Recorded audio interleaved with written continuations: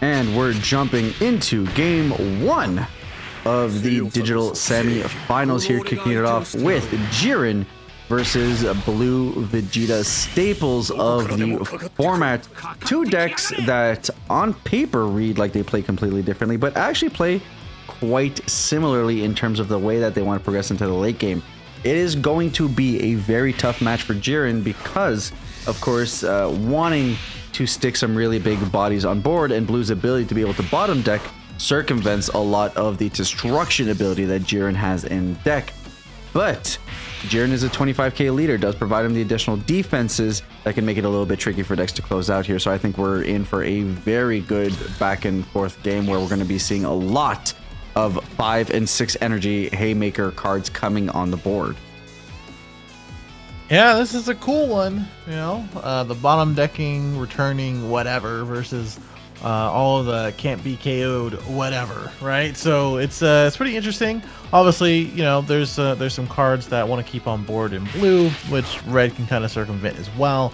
And just in general, both of these guys most likely want to awaken. You know, they want to be a 25k leader and a 30k leader respectively. Obviously, Jiren gets the draw the longer that they're not awakened, but I think this is going to be kind of a slow couple of first turns. While we're going to go ahead and use this one drop to look at the top 5, get a Pride Troopers right at the top, and get that extra card.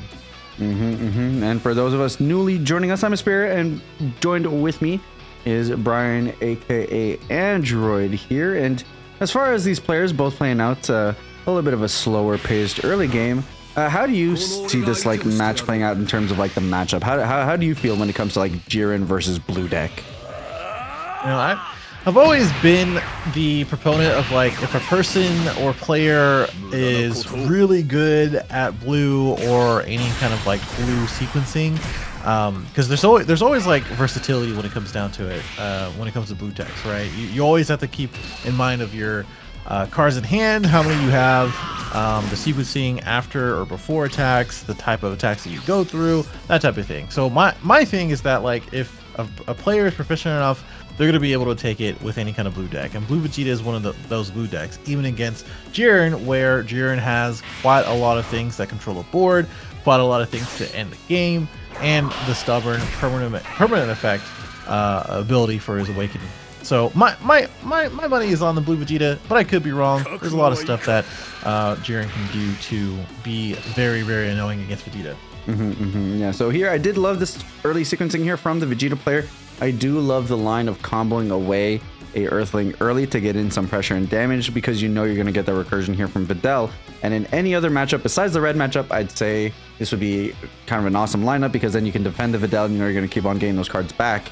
But against Jiren specifically, or any red deck really, exactly what we saw here happen to the Fuwa, getting it down to neg, and now you're in a position where you're going to have to combo multiple cards to protect this Videl, and at that point doesn't seem as worth it. And then we do see in hand here a lot of late game cards, which you're really going to need against blue, but also that Sphere of Destruction, which we've seen throughout the tournament, being able to do a lot of work. It is very... You can put in a lot of work into getting blue down to 5 life, 4 life, and usually once they're awakened, it's really hard to deal damage there. Being able to get them to 3 for essentially what is free and a little bit of board control definitely can go a long way. So Videl out of the board, we're cleared out of that threat. 15 life to 15 life, 7 to 8, passing it on to Vegeta's turn 3. Oh, there you go. I mean, just a showcase of what red cards can do. Foe is very powerful into, you know, bringing down low size cards or just low attack power cards like Videl, and making it easier to get rid of, to having combos, to, you know, basically removing and KOing things. But pretty interesting that we're going to go ahead and continue to defend ourselves, most likely because we want to get into our 3, 4, 5 energy turns, and we know that the Vegeta player is going to be attacking quite a bit, just like this 20k critical, which we're going to take. Unfortunately, maybe should have done it the other way around, take the one card and then not take the critical. But hey, 2020 vision, really, 2020 hindsight. And opting to not take the life here, saying, you know what, my life total is very valuable to me and I want to be able to sustain attacks. I do like that. Gives us a little bit of buffer against some of the more explosive plays. Zeno going to be massive going into the late game here for our Vegeta player. And I do think the crit matters a lot. Jiren is a deck that really wants to get as big of a hand size as possible before he gets into the late game of Awakening Turn.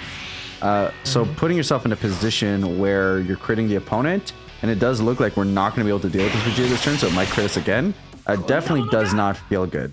Galley Gun here will protect us from the swing, and then we're going to use our Vegeta ability to KO, and then KO ourselves. So we're not going to pitch the 2 cards in hand.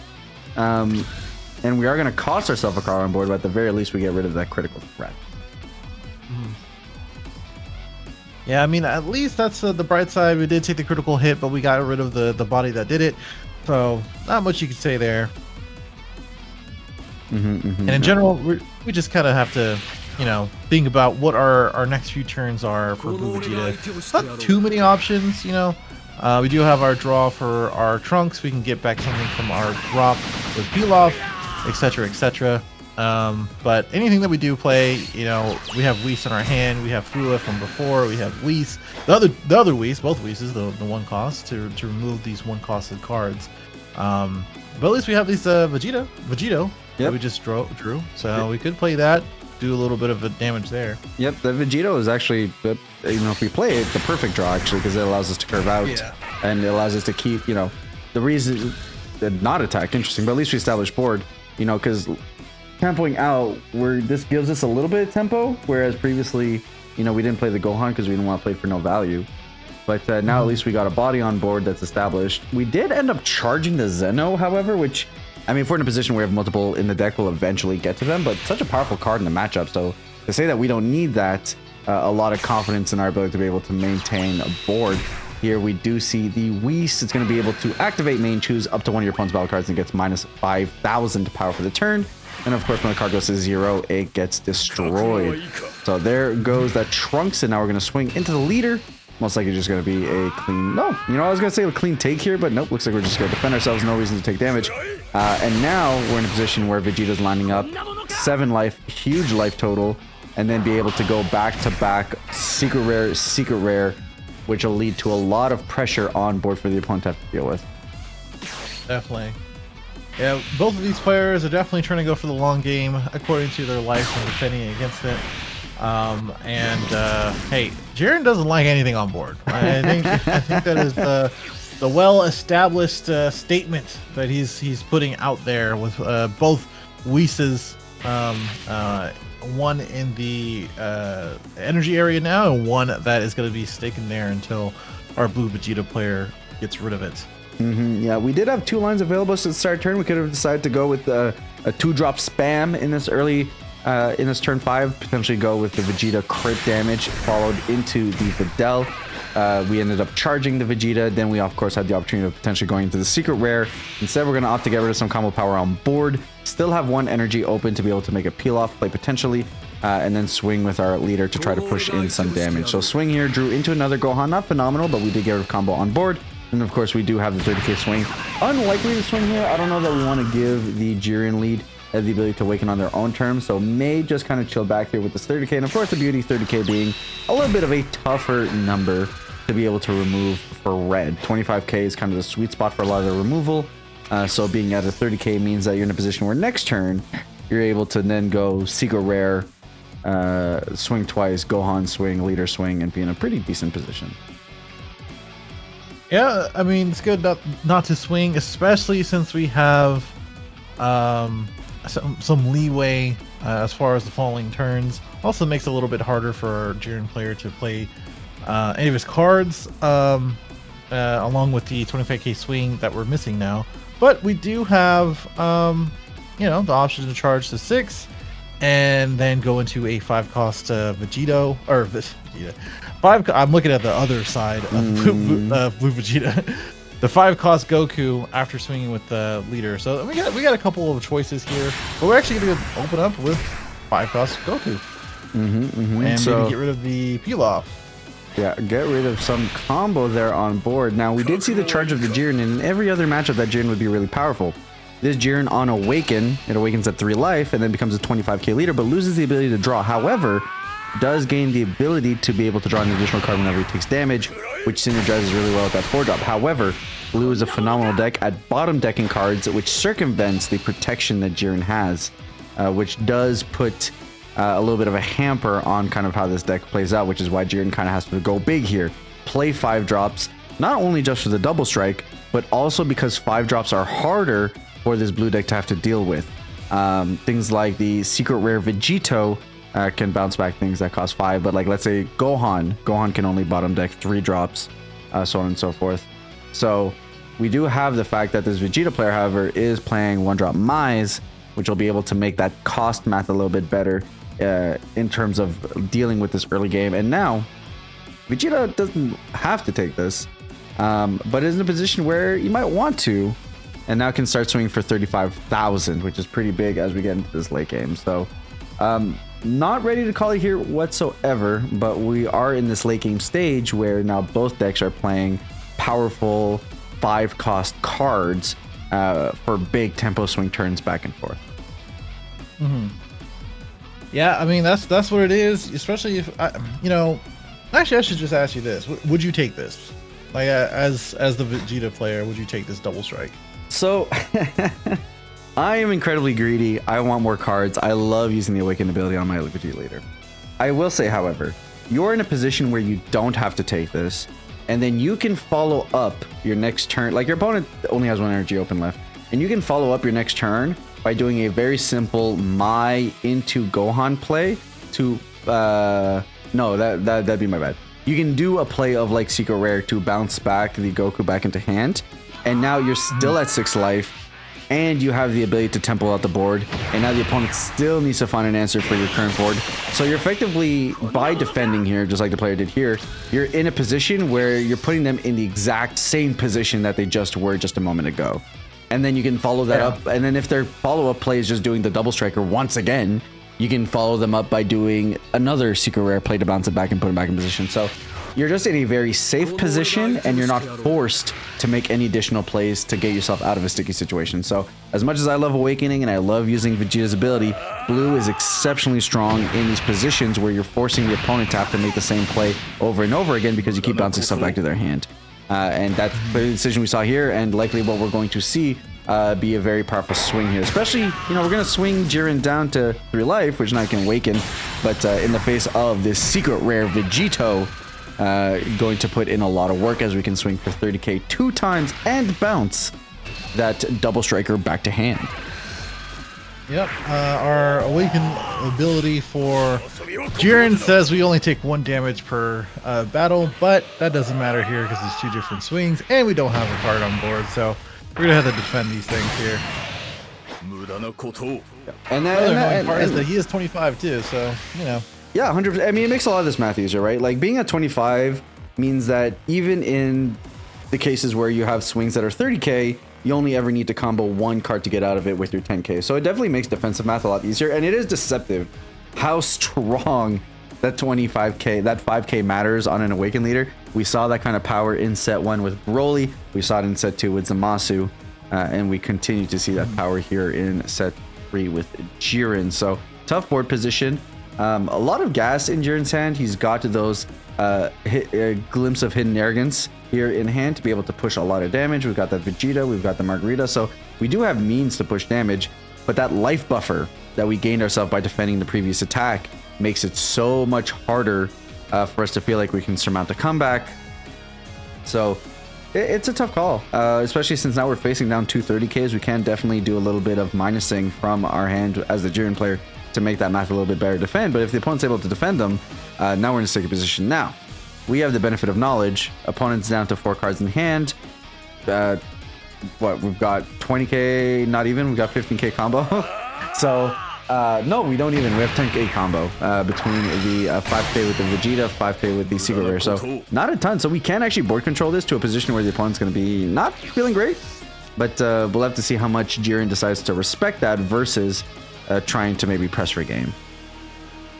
Yeah, I mean, I would just go for board clear. It just makes sense with the hand parity. You only have 4 cards in hand. You don't really want to get closer to not only giving them more cards, but also awakening. So you might have to play the slow burn game. And the only downside is, like, you're awakened as Jiren. You don't get the draw on the swing, but you'll be able to compensate that by getting closer to 30 than what you would otherwise. So you could play like a 1-drop, draw, combo those, go for 1-for-1, and then kind of go from there to like a 5-cost Goku, right?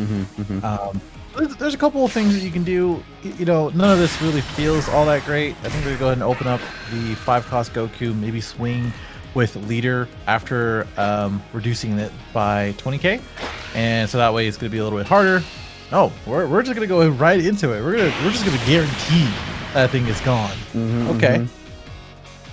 Yep, the beauty of not having the knowledge, and we know that the leader swing would have been more than enough. Oh yeah. But here does look like we're just going to go for the guaranteed border clear here. Use the Glimpse of Hidden Arrogance. We have the benefit that we do have a 30k battle card on the board with that double strike Goku, and so that'll be a 50k swing. We know that'll go through, get a 10k combo in hand, and so we've shored up our defenses. But now we're in that position where, once again, blue can just play the secret rare, bounce the card back to the opponent's hand, and now it's that same defensive situation. Though, not drawing a lot of combo in our own hand can make that a little bit tougher. We're in a position now where we could potentially charge the Gohan, and now we got Videl swings, and now we can start peel-off looping again, which feels a little bit better.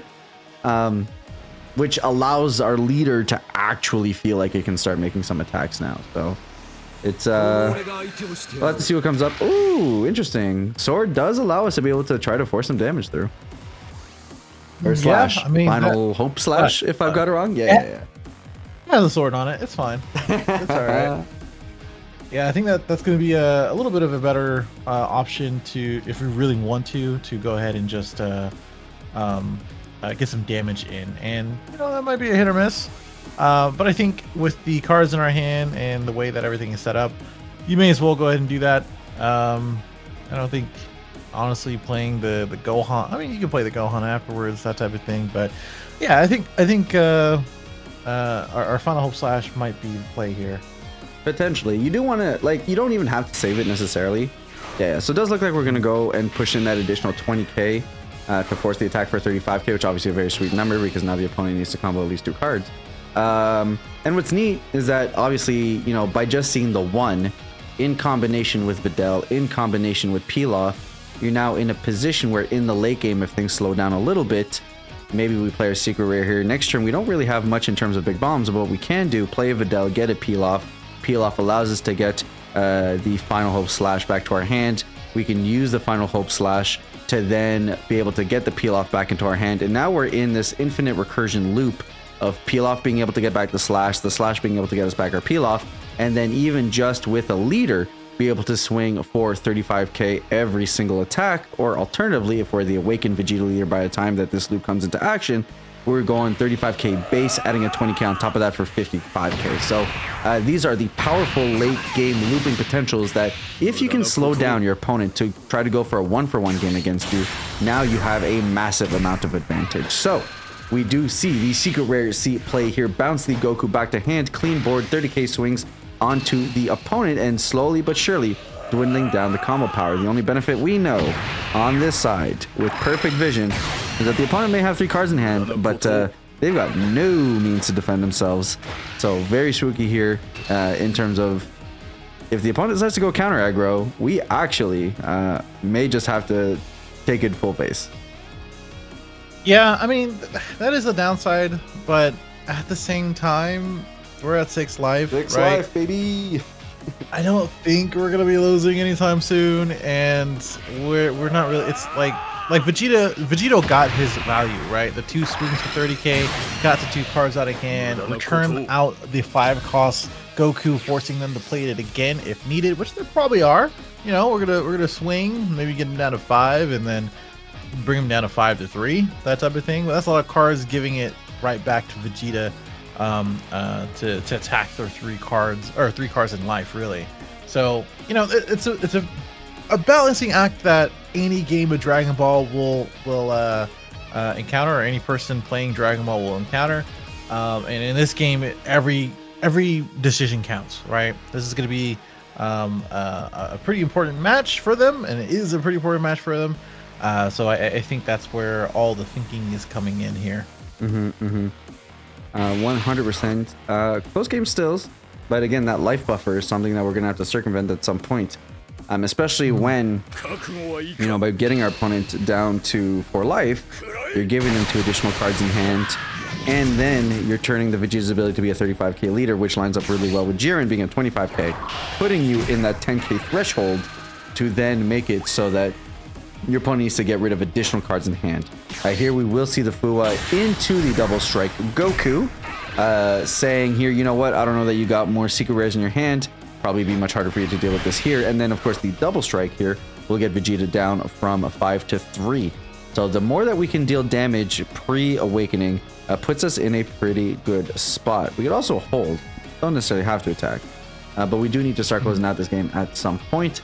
And here we do have the benefit, unknowingly, that Vegeta doesn't have too much combo power in hand. At best, they're in a position where maybe next turn they could do something like Videl, pick up a Mai, play maybe a double Mai situation to then go into some kind of thing that's able to bottom deck this double striker. But here we will swing for the 45k, 2 damage, putting Vegeta down to 3. We'll finally be able to awaken, drawing into a Videl, into another Gohan, and then finally into a Zeno for the start of the turn. Wow, yeah, that's a lot. And it's dwindling, you know, our hand is dwindling from our Jiren side, and Blue Vegeta is only getting stronger and stronger as we go into our Awakened Super Saiyan ability. And, you know, 8 energy, 7 cards in hand, perfect for our 15k boost to 35, meeting our Jiren's 25k and asking for 2 cards. You know, that's a lot. And 7 cards in hand is perfect for us. We could get it pretty creative, but it looks like we're probably just gonna swing this 35 and see what we can do from there. We have to play careful, you know. We're down to 3 life. Jiren's definitely the kind of deck where like we can deal damage to Jiren, but he's gonna draw an additional card every time. So very quickly, if we just blindly swing into Jiren, get him down to 1 life, we've now given him 4 additional cards. If he has a double striker in hand, now we just need to make sure we have the combo bar to get out of it. Now we do have the 2 super combos on our end, which makes us feel pretty confident that we won't have to take damage. But we do have to play a little bit coy here. I do like this double striker draw here, because Jiren only draws 1 additional card whenever it takes an instance of damage. So if you take double strike, it'll only actually draw 1 card. So there's a world in which now we can play the double striker, swing in, and then Jiren goes down to 1. And the beauty about Jiren going down to 1 is that he'll no longer be in a position to do things like 4-drop Jiren. Not that it's a phenomenal play here, but it's something that's viable. And then here a swing with Videl will net us a card, and additionally, if the opponent takes it, now puts us in double strike range without having a big battle card on board to prevent that double strike. Yeah, I mean, this is all stuff that they have to consider. Looks like we're going to the low to the ground route, taking advantage of our 7 cards less in our hand. We can still play Pilaf, we can still play Vegeta, so we'll see what happens. All right, so it looks like we just decided to go Videl for the card draw. Very interesting here. We are in a position where we could potentially play the other Videl and just kind of go for some more card draw, and then we could play like Pilaf to be able to kind of loop stuff at our hand. So we do go for the Pilaf. Pilaf is going to be able to grab, at this point I'm not too sure, I think we have a second Pilaf in there, but no, it looks like we're just going to grab a Trunks, potentially just play out the Trunks right now, and then maybe go double Videl, and then just keep on drawing cards from here. So playing 2 more Videls, being able to draw 2 additional cards, combo stuff off of the board to be able to actually get those swings to the 25k number. Or we just keep on drawing cards, and we'll see. Well, the swing here is going to happen no matter what. We're going to be able to get another 10k out of our drop, or another Trunks potentially. And the question just is, are we going to combo off board, or are we going to play the slow game and then get it to turn afterward? Right. I don't know. I think we're definitely trying to get as much value, as we can. And the thing is that it makes sense because we're just so much better in our hand size difference. And as long as we can keep up these 25k attacks or more, I think we're sitting pretty good. This could be a 35k swing as well if we want to get rid of our other Pilaf. But no, we're we're gonna go ahead and do a final hold slash, probably getting our Pilaf back into our hand. I'm actually not sure. Yep. Okay. Nope. I was right. We're gonna go ahead and do that. And then now we're in that situation where Pilaf can then get back the Final Hope Slash, and that can just sit in our hand. But very interesting to opt to not press with some combo on that initial Videl then, if this was our game plan. But putting them in double strike range when we still have the double striker in hand feels really good, especially if the opponent feels like they're going to be forced to make a play to commit into a big body on board that we can then remove the turn afterwards. This Pilaf can of course get a Mai. Yeah, there we go. So get the Mai, and what Mai does here is really powerful. If the opponent does commit to the double strike play, which of course puts a 35k on board and now turns on Jiren's ability to not take 2 damage from an attack, what we can do is now Mai, play Vegeta, double strike, and then guarantee that this attack might present lethal. So effectively what we've done is just secure ourselves a way to be able to make sure that depending on what our opponent commits to, we're going to be guaranteed to get rid of it, because at this point in time, Red does not have a battle card that goes above 5 energy. So Mai is always live to go into Vegeta to then make it so that we can close out for double strike. Right. Yeah, I think that's what it is. I think we're really trying to set up a play, at least on Blue Vegeta's end, to get into the best place to combo everything into one attack. Maybe if they don't set up something like this Goku or this Vegeta on Jiren's end to use our permanent ability. But I mean, so far, you know, being at 2 life doesn't feel great anyway. Vegito, the secret rare, is still a threat, and that's still pretty annoying to deal with big attacks like their leader itself. So I don't know.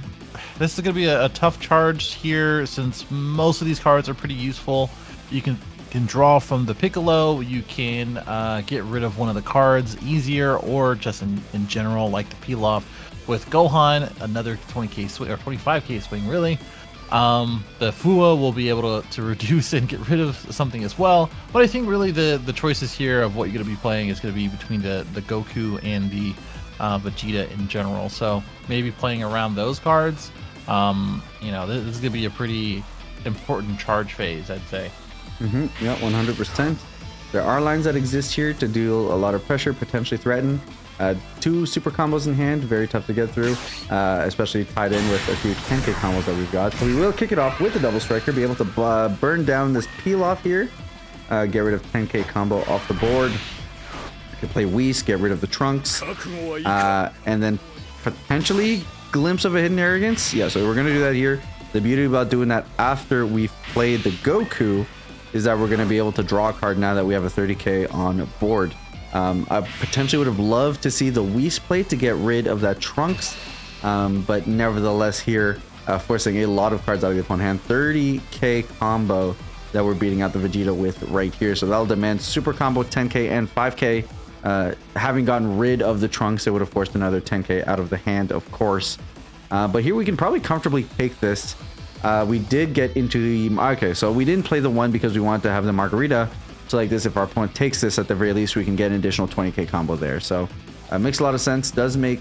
This line is a little bit weaker offensively for this single attack, but does make our subsequent play much stronger if the attack gets through.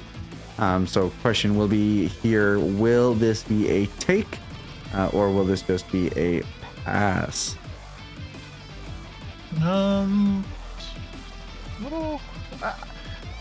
You taking it? I don't know. You taking it? Our hand is set up to defend against most attacks, you know, like even if you have a Margarita, which we do, that is what, 55 guaranteed, plus all the other 10Ks, that's 40, so that's 95. We have 2 Videls plus not too much. I mean, honestly, yeah, we have 90 in hand. So assuming the opponent has all 10Ks, then like we lose. Yeah, I think we just defend against this one. Because it guarantees you're going to see another day. Right? Yeah, and you combo... Yep, exactly. There you go. You combo the card on board. Because like anything they do play after this could potentially remove it as well, which you obviously have that Whis. Oh, we're going to do it anyways. Gonna do it anyway. Oh, we're gonna do it I like this. I think that's cute. I think that's cute. All right, so Okay. Margarita is able to boost itself. Okay, yeah. Hey, I don't knock it as a last-ditch effort, and we're gonna go ahead and combo 40k right into it. Just saying, hey, you used a super combo. I highly doubt you have another one, but we all know that is not the case in this one. We have another Videl in our hand and another card after that, and this Goku swing is gonna mean nothing after all of this. Yeah, so powerful swing here, gambling it all. Were this a couple of turns earlier where we had nothing but zeros, would have been a phenomenal way to get through. And I do love the versatility that Margarita can be a one cost 20k attacker, very powerful here. In a world where this goes through, we then have the swing with the Goku for a clean of 45, but even that will not be enough. Vegeta here kicking back in their seat with a little yada yada yada as they prepare themselves to defend and close out this game 1 in the match. Yeah, I mean, this one should be good to go. I mean, unless they fumble the bag here by trying to go double strike or something, but you know, that's the only thing I can really think of. But our hand is really not set up for even the leader swing on our Jiren's end. So I think we're chilling as long as this one goes through, which I'm sure it will. And you know, from here it is just going to be pretty easy to close out the game as Blue Vegeta. Yep. We're actually going to take this one just as a flex, I think. Yeah, I mean, why not BM, you know? Yeah, that is the way. That is the way in card games sometimes. We're going to go to 50. Thankfully, we did the right amount of math. It would have been a huge blunder if we misclicked or something there, but it doesn't look like that's the case. Yeah, and here we go back into Vegeta's turn. We're gonna see ourselves make our way through with a 1-drop My Future. Gonna be able to get that card down to a lower cost. Then we're gonna be able to play the Vegeta bottom deck down that Goku, and then be able to go for a closeout here with the double striker. No more cards, and that'll be all that she wrote in this first game.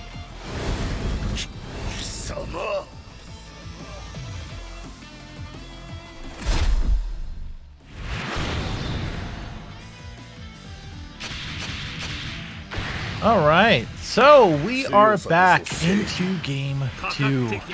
This time it's going to be 2 red decks, Red Jiren versus Red Beerus. And of course, we did switch out from our previous game into Red Beerus, and it's going to be a red versus red matchup. I am Brian, and joined by George again. What do you think about this? Yeah, the red on red matchup is very interesting. So previous game 1, we did see Jiren face off against the Blue Vegeta. Blue Vegeta being able to take down this game.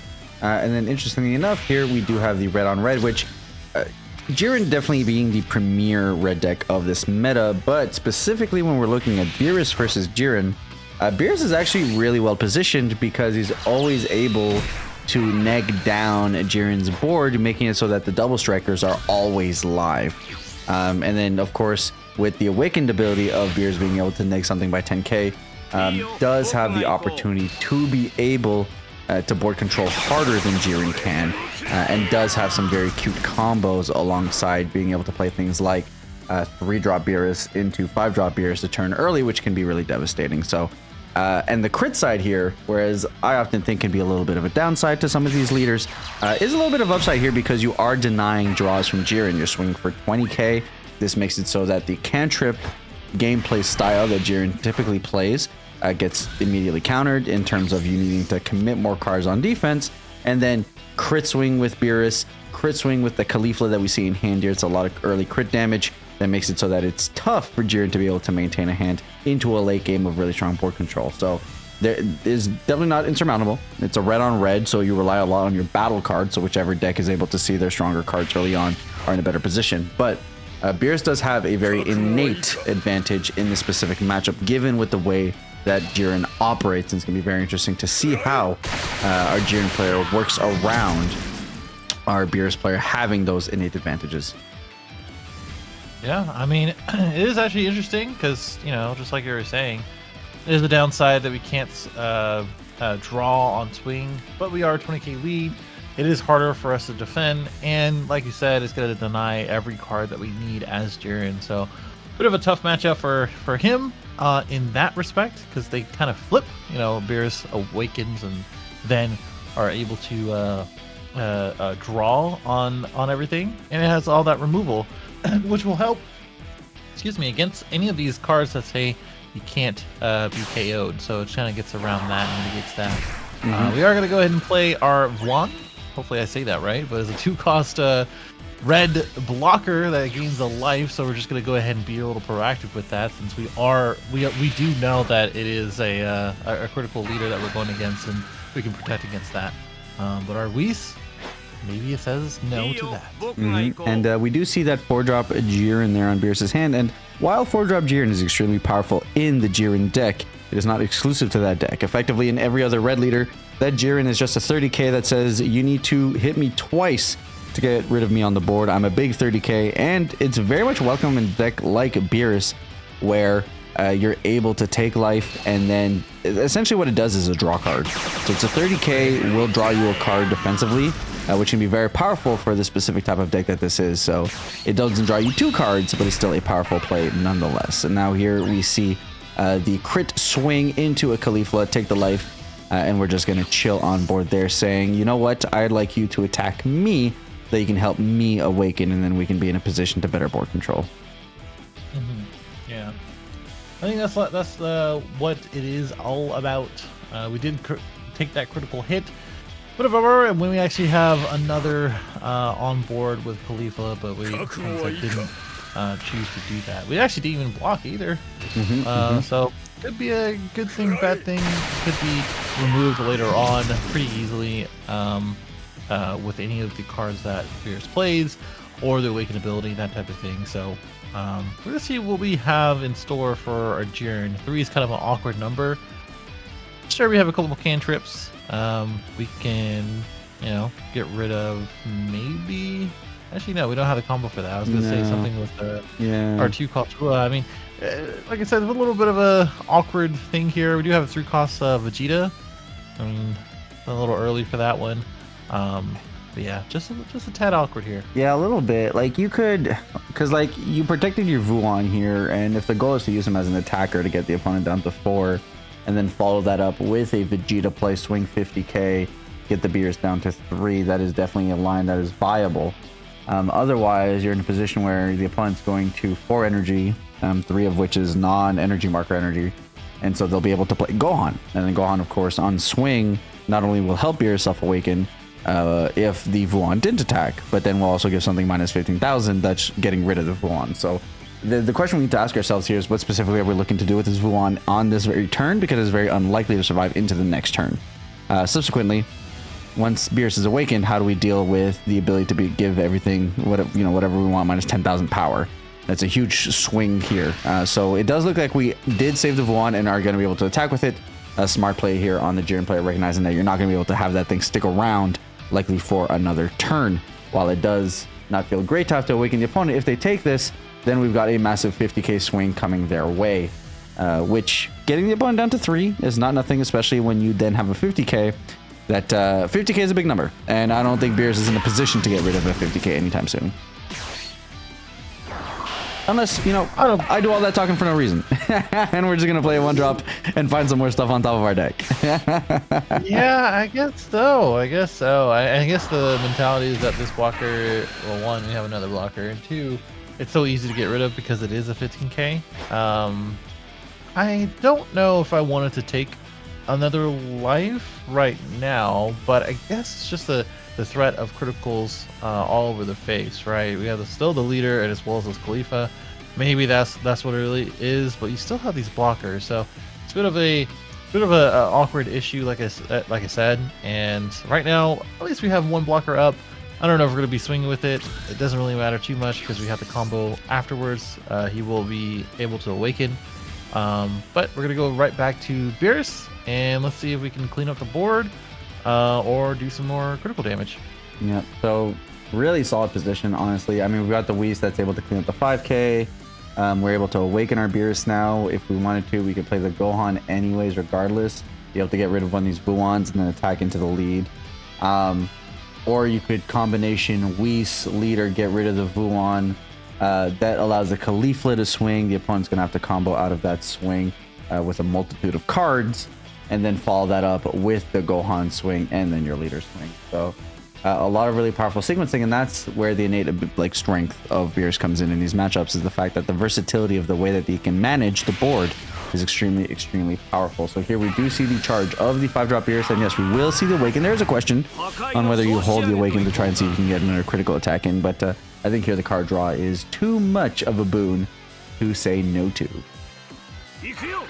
Yeah, not only that, is that we can, reduce, get rid of the 5k if we wanted to, reduce and reduce the blocker and make it a little easier to get rid of as well.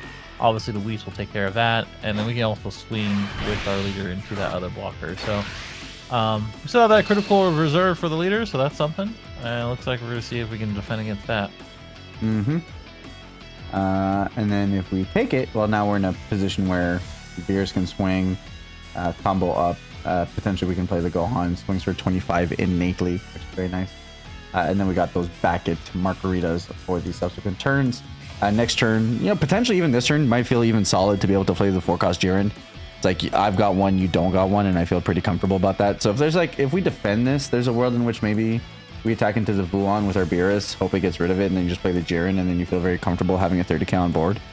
So, and if you don't do that, well then of course you can just save for our 5-drop God of Destruction, which can get rid of a 30k or less. So a little bit of sequencing here to kind of determine what's the best play, but there is quite a few lines that I think in general are all pretty powerful plays in terms of providing tempo for our Beerus player here.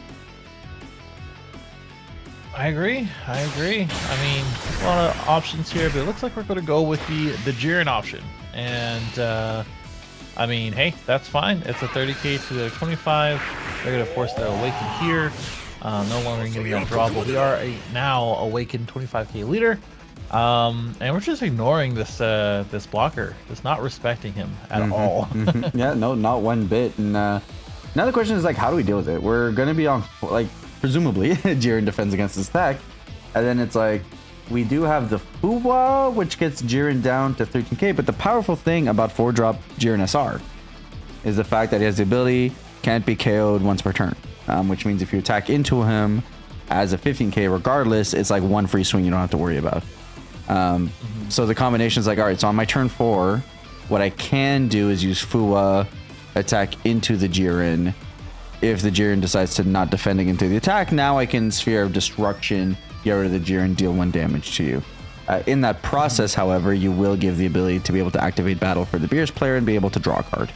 So there are means of getting rid of the Jiren, and you really do want to do so, because if the Jiren sticks around, it's kind of advantage that snowballs, and you really don't want that to happen. But you are losing a lot of tempo almost any way that you decide to answer this. You're not really in a position to play your own Jiren. You could, but facing against a Whis into a Beerus, into any number of other removal, that doesn't feel fantastic. Just right now, as we're looking on the board, the 1-drop Whis into the Beerus ability into the 3-drop Gohan is enough to get rid of 4-drop Jiren. So you don't feel super comfortable about that. So then, what are our subsequent plays? And all the rest of our plays are huge tempo losses. So having to figure out what'll be able to stay off the opponent's board while trying to get ahead on tempo is going to be really tough. And that's really where Beerus shines in this matchup, is just because of the built-in removal, has that versatility built in, so he doesn't have to work as hard about trying to get ahead on board position. Yeah, I mean, it's kind of a tough thing to deal with. And both of these players are only at 3 energy as well, so we're just now getting into the place where something like Jiren can be played, and something like these type of decisions have to be made. So it's, like I said, it's a little bit tough. And with this Jiren swing into, ironically, another Jiren, it's going to set off those decision trees. So, in the tank here, 30k into the leader. Dragon Ball Fusion World, you do need to get above the base power here to defend against the attack. So 30k into 25, we're going to have to find at least 10k combo in our hand to get above it. Our options here being, we can either take the 5k with that 1-drop on board, and then combine it with something else, but that's a little inefficient. So if we want max efficiency, we're going to want a 10k out of our hand. We could use a super combo, but again, defensively, a super combo is 20k. That's a little bit too much for us. So looking into our hand, we have the option of either getting rid of the Vegeta and the 1-drop on board. That'll get us our 10k, or alternatively, we can combo away one of the Fuwas or the Margaritas. So few options there. And then flipping back on the Beerus side of the board, we have, honestly, a few big momentum plays in terms of things like 5-cost God of Destruction, but next turn the lineup is definitely probably looking to be the 3-drop Gohan. A little bit of board control, 25k attacker. Does just a multitude of different things that you want to do, and that still gives us the 1 energy to be able to do something like either Piccolo, draw us out of the attack, or Margarita. Alright, I'm gonna just... Thank you. Okay. Alrighty, so it looks like we're just going to go ahead and take that damage here. Go down to 2 life up to not defend ourselves against the attack, and then Beerus taking this opportunity to be able to swing into the Vuon here. So we do have Jiren's ability proc. Whenever he takes damage, be able to draw 2 cards, or draw a card on top of being able to take a life. And thus now our hand is full of extra cards and a little bit more defensive combo power. And now we're in a position where we've got to decide, how are we going to deal with this board? Yeah, how are we going to deal with this board? And I mean, in our current form, would you say that Jiren's hand is good? I would say, for the most part, that's okay. Yeah, I mean, in a vacuum, it's strong, right? You've got your 4-drop Jiren, which is a really powerful card as your leader. You've got the Sphere of Destruction that can do double duty as both removal and getting Beerus down to 3. And then you have some utility cards in the form of Fuwa, Margarita, Whis, etc., etc. So your hand does have a very diverse things of bombs as well as utility cards, which can make it feel powerful. The problem is that the combination of a lot of those cards don't provide a super clean answer to the threats on board, while also providing us tempo. So while we can clear the board here, you know, we can double Fuwa and that'll be a clean way to get rid of Jiren, 4-drop Jiren. We are not in a position to then regain tempo. We only have our leader swing, and that's the only thing that matters. So then next turn, you know, now we've gotten rid of Jiren. Cool, but now what? I have a 25k leader swing and then 3 5ks on board. I can combo all of them because Beerus is so good at getting out of board. I'm swinging for 50k. All right, I can get him down to 3 life. But that cost me, you know, a multitude of cards. That play cost me at least 2 cards in hand. I got rid of something. Also, this animation, absolutely gorgeous here. I don't know if I've ever even seen this animation. So very, very clean. But now, like, what happens here for me, right? I pass it back. My opponent has their Awakened Leader. They have a 20k crit swing. And they're in a position where if they play another Jiren, I have to deal with this all over again. Now, Beerus doesn't have another Jiren, so it makes it a little bit easier. But we do still have 4 energy. We can play this Piccolo play into a 25k Sun Gohan, and it's like 25k swing, 25k swing, 25k swing. We're at 2 life. If we don't put a big body on board this turn, next turn we could be facing a double striker, and that doesn't feel good. So we've dealt with the stress on board, but not in a means that gives us a lot of current advantage. And now we're working into a 2 or 3 step plan in terms of Jiren's going to need 2 or 3 turns of plays like this without big plays from Beerus to be able to make a comeback. So tough position, definitely has the opportunity to do so, but the hand definitely didn't enable massive plays yet. So we're gonna have to see if we're gonna have to see what plays here. But if Beerus doesn't take big turns himself, feels a little bit better. So we did play the Roshi here for a 25k swing, and then I don't know, we maybe play a hit next turn, or maybe we play a Margarita into a Margarita. I got a couple of options. Yeah, I guess it's just really about making the best decisions with what you got. And I will say that, like, looking a little bit better for our Beerus player than it is for our Jiren player, right? We're just drawing everything that we can, and every time that we do something on Jiren's end, it feels like it's just kind of like 1 action per turn, or like 1 significant action per turn. And I think that's kind of the detriment, whereas Beerus is sort of just getting rid of everything that we need to, and pushing that advantage and the life totals, which is where we are right now, 2 to 3. and doesn't look too good. Doesn't feel too good for our Jiren player just yet. Yep, I will say though, this is definitely the type of turn that Jiren wanted to see. Beerus didn't play a big body that he has to answer again. I think had we seen another Jiren, 4-cost Jiren from the Beerus side, it would have felt really bad. Here, we played some draw cards. We didn't really expand our board all that much. So if we have another semi-decent board control turn, we're actually in a position to be able to pivot the tempo to our side.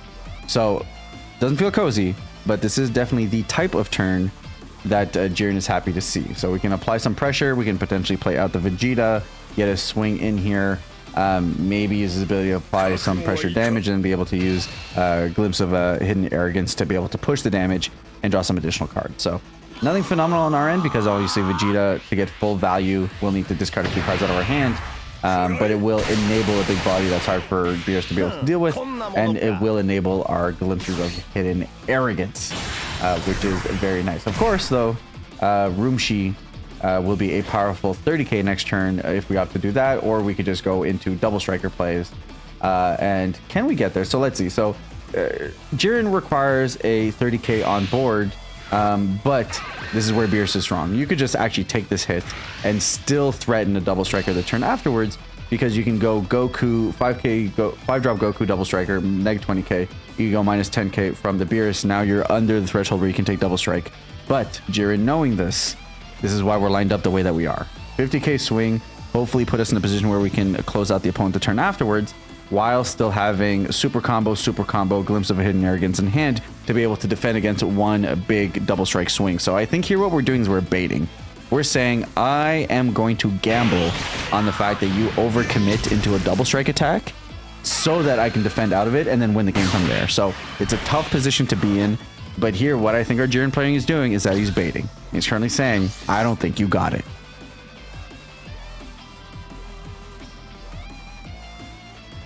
That's a possibility, but that is a bit of a, a risky game to play. And as we play this 1-drop, that kind of says, like, I'm not going to play my 5-drop Goku to do all that. So, bit of an interesting decision on that one. I mean, I guess, like, when you do that, you commit everything. But my thing is that you may as well, because you have the hand advantage. You're 12 to 4. Worst they can do is a glimpse and a couple super combos, which literally is what they have in hand. But I guess we're just gonna go down to the alternative route, which makes sense when you think about it. Because, like, sure, I'm not gonna do a double strike, but I'm gonna dwindle down your hand. So if you're holding a glimpse, if you're holding super combos, if you're holding like high cards or high combo cards, I may as well just go ahead and, you know, dwindle them down. I think that's what the idea is here. There is nothing worse than using a activate battle extra card or a super combo on 5k. like you are over comboing by such absurd amounts here. I do think the right call here is all right. What do I know about the right call here? Jiren's just going to take that and is going to draw the 1 card. Won't be able to get 2 here, which feels really bad, but does get that additional 10k and still has the big hand here. Again, maybe potentially baiting, saying, I don't think you can out me right here. But now we're at 1 life.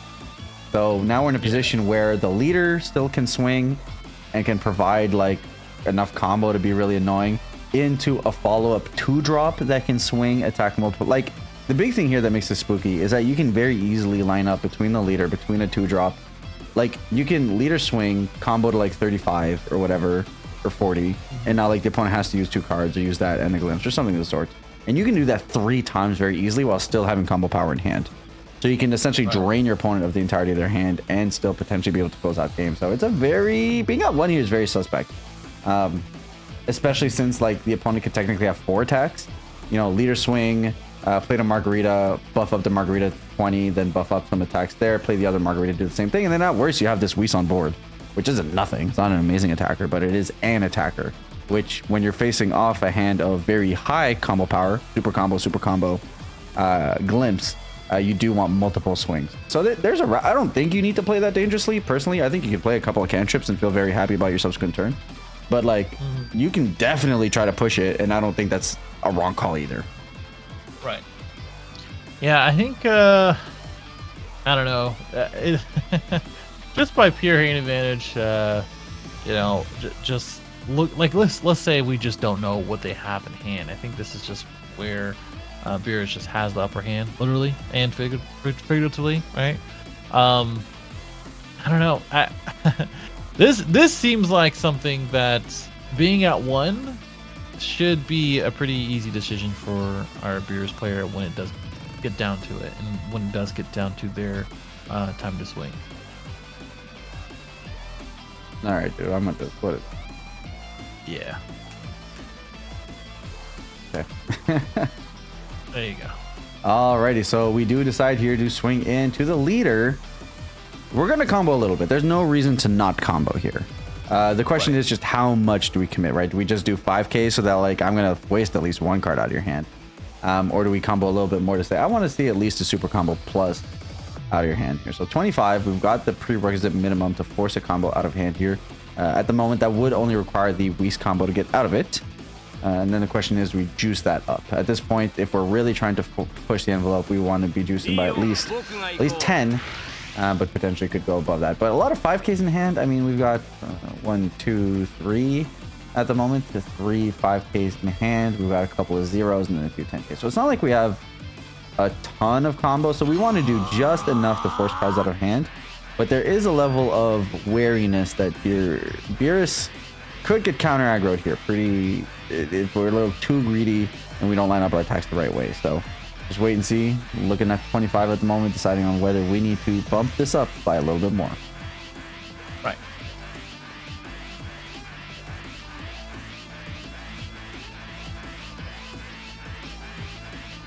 Just gonna skip it or something. Dude.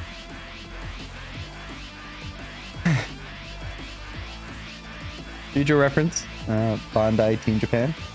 Don't know that we necessarily need to get this on play speed. We can definitely just do it so that it's like players. Okay, there we go. We got some combos. Bro, this comboing happens over the span of 30 minutes, 30 seconds. Boy. Alrighty here, so 25. We're currently waiting to see. Got that 10, so we're reducing by another 10.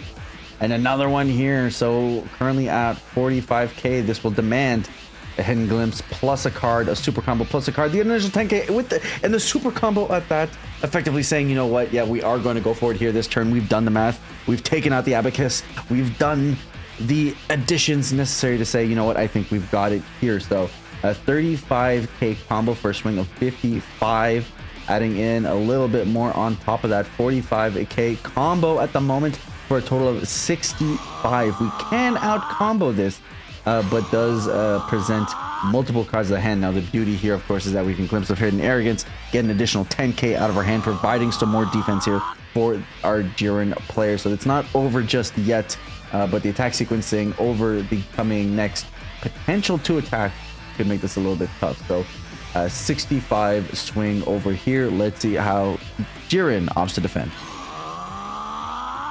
Yeah, with a little bit of combo here and there. Being out 1, just trying to do the perfect math.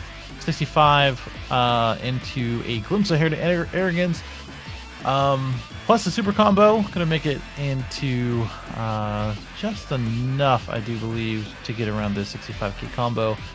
And we do have a card with 30k power or more, so we're gonna go ahead and get that margarita. Another 10k right after that, so 70 to 65. Get out of that first attack, but it doesn't say very much for the next one, which I don't think we do have a next one as Beerus, right? I mean, we can play margarita, turn it into a 20, and then like swing combo. So we technically have 3 additional attacks that we can combo into 25. So just off the basis of having enough attackers, we can technically combo our way into it. So like, let's say this margarita here swings for 20, 25, right? So there we go. We're making the Whis here a viable attack. We're playing margarita. Oh, okay, we can do it this way instead. Yeah, I was gonna say we have another margarita, so I mean, if we're gonna do it, we're gonna do it. All right, plus so we combo the super combo, so hey. Oh, I know what we're going in for. Yeah, so here we go. We've got the 65, 75, here 40, 50, 60, 70 to the 55, and we're only gonna be able to get to 65 here. So just exactsies being able to beat out the Jiren player here. 5k short, unfortunately. Beerus breaking it through and thus qualifying the player for the finals.